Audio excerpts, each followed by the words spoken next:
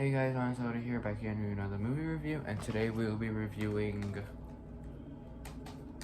Halloween H2O.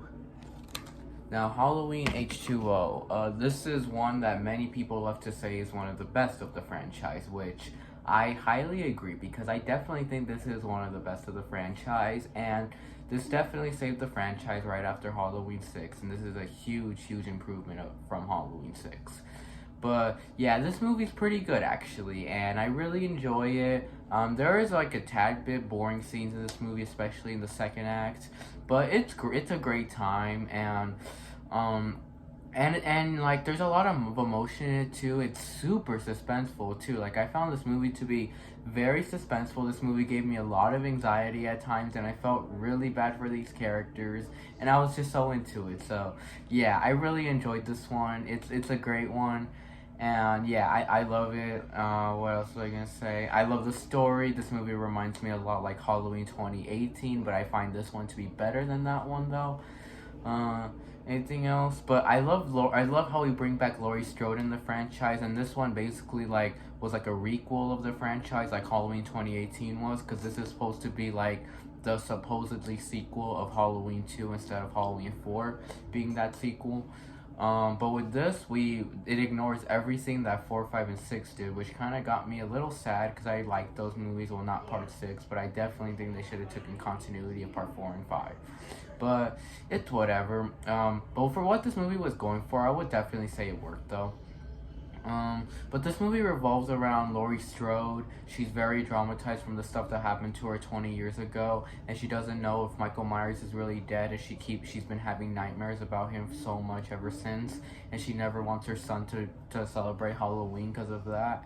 And what else? And like she's living like an okay life. She has a son. She doesn't have a husband though, but she has a boyfriend, and she's working at this school, like this private high school or whatever, with this, and she has a boyfriend there who's like one of the teachers. So yeah, she has an okay life, but she's just too traumatized, and you feel really bad for Laurie about that. Um, what else? And she has a lot of great emotion in this movie, like her waking up from dreams and all of that, and like all the scenes with her son, like her trying to get her son to like not go places and not do this, were very emotional. So yeah, she gave off like her best performance. Yeah, I mean, I would say Halloween 2018 was her best performance, but here she gives off like her second best performance, I would say. Um, Anything else I should say about Laurie Strode? But Laurie Strode, she does have some great moments in this movie. She even has some great moments with her boyfriend too. Like I love that scene where she's making out with her boyfriend in the couch, and then he tells her about the story of Michael Myers, but he knew the story about Michael Myers, but he never knew that she was that girl, and he got shocked. And yeah, and she has a lot of emotional scenes like that with remembering her past. So yeah, she was great in this movie. Any other characters in this movie I should talk about? And I really liked her son too. Her son was pretty funny. He was very entertaining to follow with too. How he had his girlfriend, and he had his friend too that had a girlfriend, and they were trying to like have like a little Halloween feast and like sleep with each other too. Like he wanted to sleep with his girl too, and yeah, at first it made it seem like they were going to like this camp the bus riders were taking them to, but they just stayed in the high school facility. So yeah, and like what else? And yeah, he was great, and the fact that he never even celebrated Halloween but always wanted to, and he was kind of embarrassed of how he has to take care of his mom. So yeah, I liked him. He was cool. And I liked his girlfriend too. His girlfriend was a cool character too. How she was always like so scared of Michael, but she still loved her boyfriend a lot. So yeah, and she was even played by the girl from Venom. I'm not sure if you guys recognize her from anywhere. She actually played Venom's girlfriend. I forgot her name in the movie, but that's that's who I've seen her from. But I don't think I've seen the son in any other movies, but I've definitely seen Laurie Strode in other movies. What else was I gonna say? And I also really like the character of the front gate security guard. He was really funny actually. He was played by LL Cool J. He was really funny. He was definitely the funniest character of the movie. how like Laurie's son would always ask him like, please let us by, like, just be cool. And he's like, nah, I'm gonna lose my job if I let you out if I let you out again. And yeah, he has a lot of cool scenes like that. Very funny scenes with the telephone too, where he's always talking to his wife and all of that. Those scenes are very funny, and I love that scene where he's gonna open the gate for someone, but he doesn't know who it is, and he looks in the car and no one's there, and he gets so scared. So yeah, all the scenes with him were great. He was the funniest character. Any other characters I should talk about in this movie? Any other characters? I don't think there's any other characters, but all the characters were solid in this movie.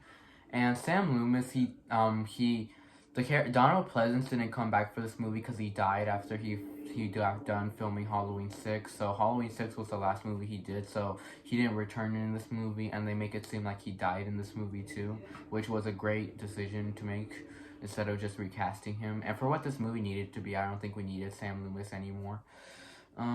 Anything else I should say? But I really enjoyed the opening of this movie a lot. I love the opening where we see Michael coming back, where we see Marion Chambers, Sam Loomis's former partner, and she's been studying about Michael for 20 years, if he's alive or not, because they never found his body after he got burned.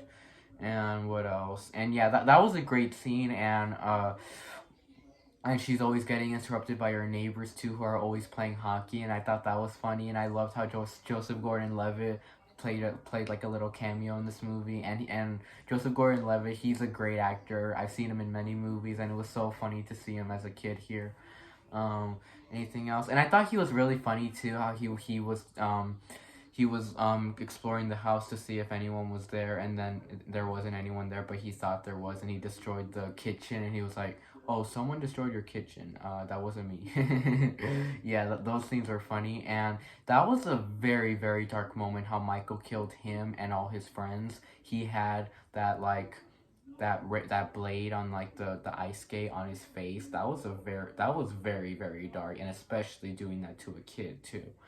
And yeah, and all his friends like got stabbed, and then like he goes for Marion, and then Marion's trying to like run away from him and trying to fight him, and the cops come. She's like, I'm in here. She breaks the window, but then it's too late because Michael grabs her and stabs her in the neck, which that looked pretty disgusting actually, because the way that was filmed, like, that actually looked great, but at the same time very disturbing. Anything else I should say? So yeah, great opening to the movie.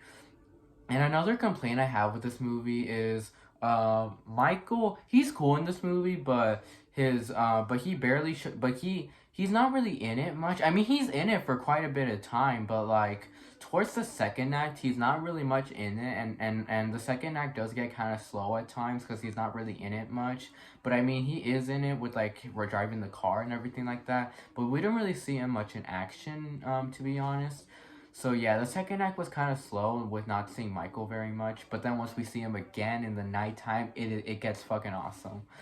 Um, Anything else I could say? And his mask looks kind of shitty in this movie. Yet again, they give us another very shitty mask, and they use different masks too. One with like giant ass eye holes, like one that looks so shitty. One that makes him have a neck, and like one pink one, I think. Um, Anything else I should say? And like Michael, he's usually supposed to be like 5'9" or 5'10", like average height, but here they make him look like a child because they give him like two actors, I think, and one of them looks good for Michael, but the other makes him look short. He's like 5'4", 5'3", my height, and it makes him look like a child. So yeah, those scenes with Michael are kind of weird. Um, Anything else I should say? Anything else I should say about this movie? Any other scenes that I enjoyed? I really enjoyed the scenes where Laurie kept hallucinating, that she kept seeing Michael, and then she saw Michael at the front of the gate, and she actually thought she was hallucinating, but he was actually coming for her. That was a pretty scary scene. Um, Anything else I should say about this movie? Any other scenes I enjoyed? And I enjoyed that scene where there were this mom and daughter that went to like this public rusty bathroom, and then Michael goes in there and steals her car keys and steals her car, which was a very messed up scene. Anything else I should say? Anything else I should say about this movie? Okay, now let's get on to like the real action of this movie where Michael goes to the gate and then like he starts attacking Laurie's son and her friends. And this was a very big shocker how Michael came back after Laurie's son was 17. I thought that was pretty cool because that's when he came after Laurie was when she was 17. So that's when he comes back. So that was cool, and he's going after her he's going after her son mostly, and then he goes after Laurie too. Um, Anything else I should say? But yeah, he goes after the son, and those scenes were very dark. Cause like there was the scene where Laurie's son's friend, he's looking for the corkscrew and he drops it in like the garbage disposer in the sink. At first, it makes it seem like his hand's gonna get all like demolished in the sink, but it doesn't.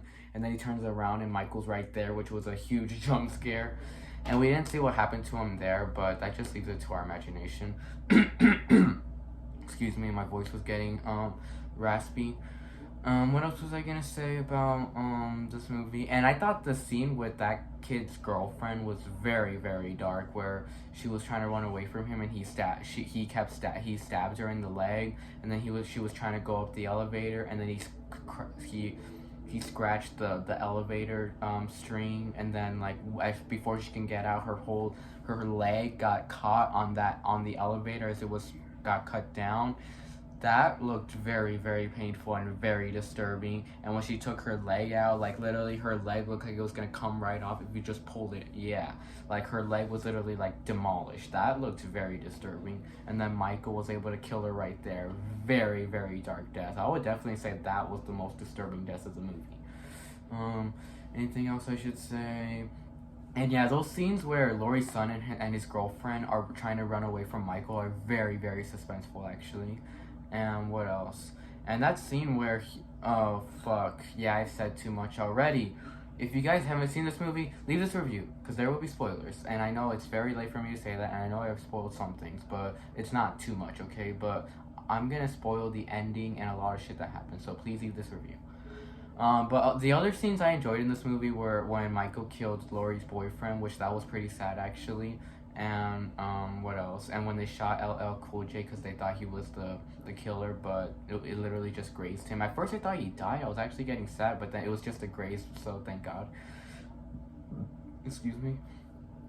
Anything else I should say about this movie? Okay, and then we get on to that scene where oh yeah, and I thought this scene was super suspenseful where Laurie's son and his girlfriend are like getting chased by Michael, and they're right at the front door, and they're trying to open it, but like they can't, and like they're trying to like see which key it is to unlock like the gate, and then like they end up getting there, but then they try to lock it, but they can't because like the key is all the way over there, and Michael's right there, and it's so suspenseful. And then they keep trying to open it, and Michael keeps getting closer and closer, and they barely make it on time inside.